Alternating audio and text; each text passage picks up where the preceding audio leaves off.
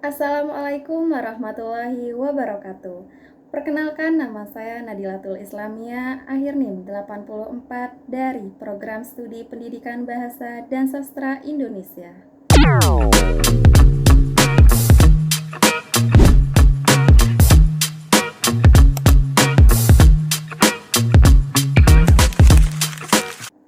Pada vlog kali ini, kita akan membahas mengenai ADHD sebagai faktor yang menghambat pemahaman bahasa.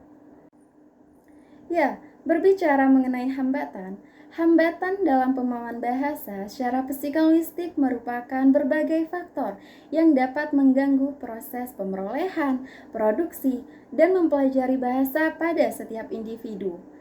Salah satu faktor yang dapat menjadi hambatan dalam pemahaman bahasa yakni ada gangguan neurologis. Gangguan neurologis merupakan kerusakan pada sistem saraf dan otak yang dapat mempengaruhi kemampuan seseorang dalam berbahasa.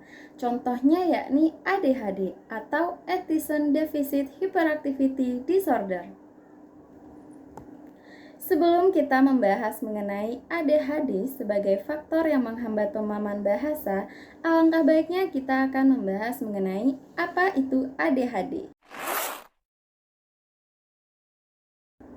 ADHD atau Attention Deficit Hyperactivity Disorder merupakan gangguan perkembangan pada seseorang yang ditandai dengan kesulitan memfokuskan perhatian, kecenderungan bertindak impulsif, serta aktivitas yang berlebihan.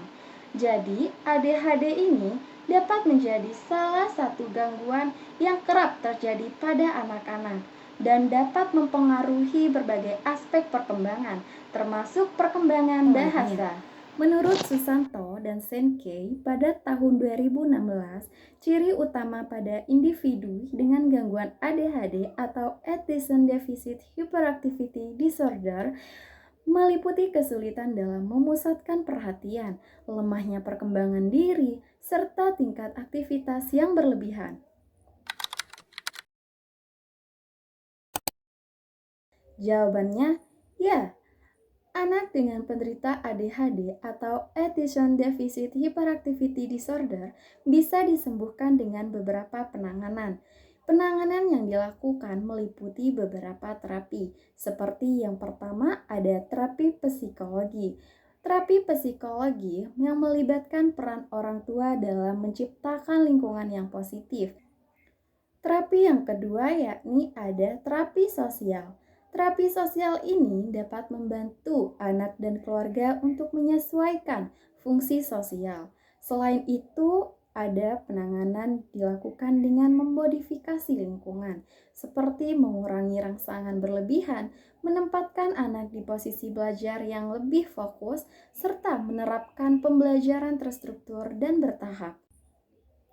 Apakah ADHD dapat menjadi faktor yang menghambat pemahaman bahasa pada anak? Jawabannya, ya. ADHD dapat menjadi salah satu faktor yang dapat menghambat pemahaman bahasa pada anak.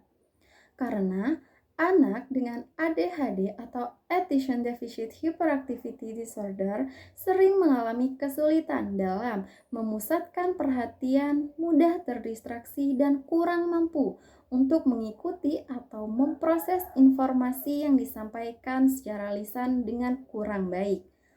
Hal ini sejalan dengan pendapat Desi Saputri pada tahun 2025.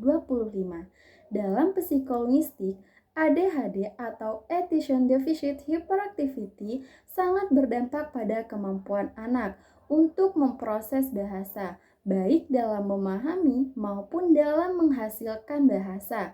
Dalam penelitiannya yang berjudul Analisis Psikolinguistik terhadap Keterlambatan Bicara pada Anak dengan ADHD, studi kasus Reha.